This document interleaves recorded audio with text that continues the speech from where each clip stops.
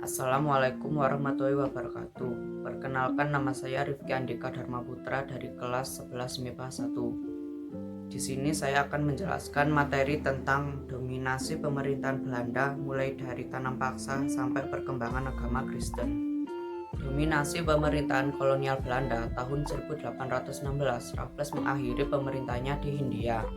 Pemerintah Inggris sebenarnya telah menunjuk John Vandal untuk menggantikan Raffles. Tetapi pada tahun 1814 sudah diadakan konvensi London. Salah satu isi konvensi London adalah Inggris harus mengembalikan tanah jajahan di Hindia kepada Belanda. Dengan demikian, pada tahun 1816 Kepulauan Nusantara kembali dikuasai oleh Belanda. Sejak itu dimulailah pemerintahan kolonial Belanda. Yang pertama, sistem tanam paksa. Pemerintah Belanda menerapkan sistem ini karena mengalami krisis keuangan akibat biaya besar yang harus dikeluarkan dalam mengatasi pemberontakan seperti oleh Pangeran Diponegoro di Jawa pada tahun 1825 sampai 1830 dan Perang Padri di Sumatera Barat. Faktor ini membuat Gubernur Jenderal Hindia Belanda saat itu, Johannes van de Bosch, untuk menerapkan metode yang dapat meningkatkan pendapatan pemerintah Belanda dari wilayah jajahannya.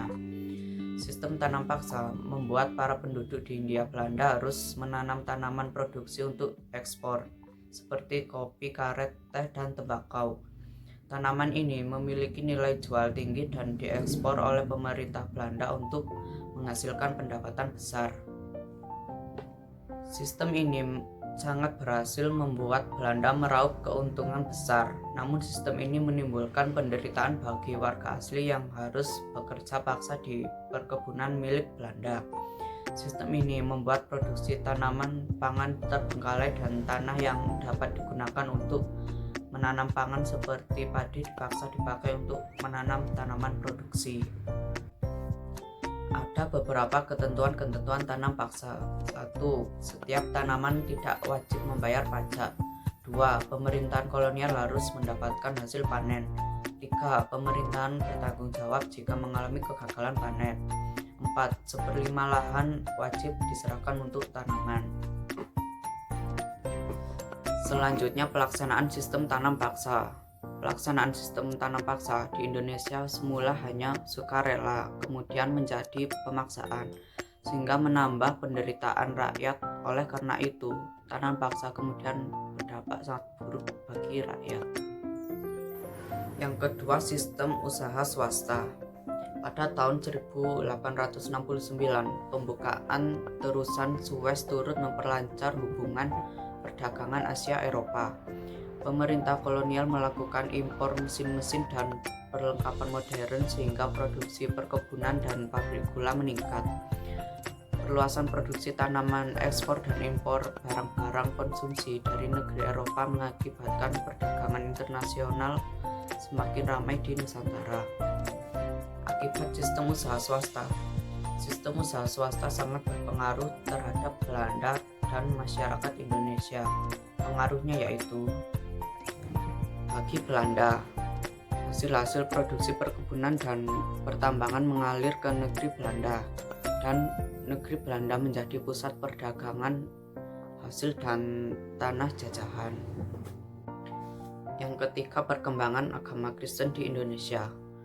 Agama Kristen Katolik dan Kristen Protestan berkembang di daerah Indonesia bagian timur seperti di Papua, Minahasa, Timor, NTT, dan Tapanuli di Sumatera. Orang-orang Portugis menyebarkan agama Katolik dan Belanda menyebarkan agama Kristen.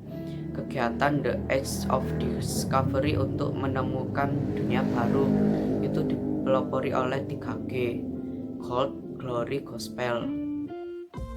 Setelah menguasai Malaka tahun 1511, Portugis kemudian memburu rempah-rempah dan menyebarkan agama Katolik.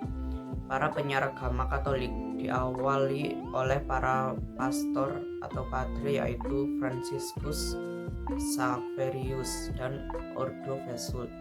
Ia aktif ke tiap-tiap daerah dan diiringi juga pastor yang lain. Para Zendeling aktif menyebarkan agama Kristen dengan semangat Biasme, yaitu menekankan pertobatan orang-orang Kristen. Agama Katolik dan Kristen berkembang pesat di Indonesia bagian timur. Agama Katolik juga berkembang di Minahasa setelah Portugis singgah di tempat itu pada abad ke-16. Penyebarannya dipimpin oleh Pastor Diego Malhens dan Pedro de Mascarenhas. Agama Katolik dan Kristen berkembang di daerah Papua, Sumatera, bahkan Jawa. Perkembangan Kristen di Jawa ini tidak dapat dilepaskan dari peran Kiai Sadraj. Ia memeluk agama Kristen setelah dibaptis pada tahun 1867. Ia kemudian mengembangkan Kristen Protestan dengan budaya Jawa. Ia memisahkan diri dari gereja Protestan Belanda dan mengembangkan agamanya di desa Karangyoso dan banyak pengikut Kristen di Jawa Tengah. Itu saja materi yang bisa saya sampaikan. Sekian, terima kasih. Wassalamualaikum warahmatullahi wabarakatuh.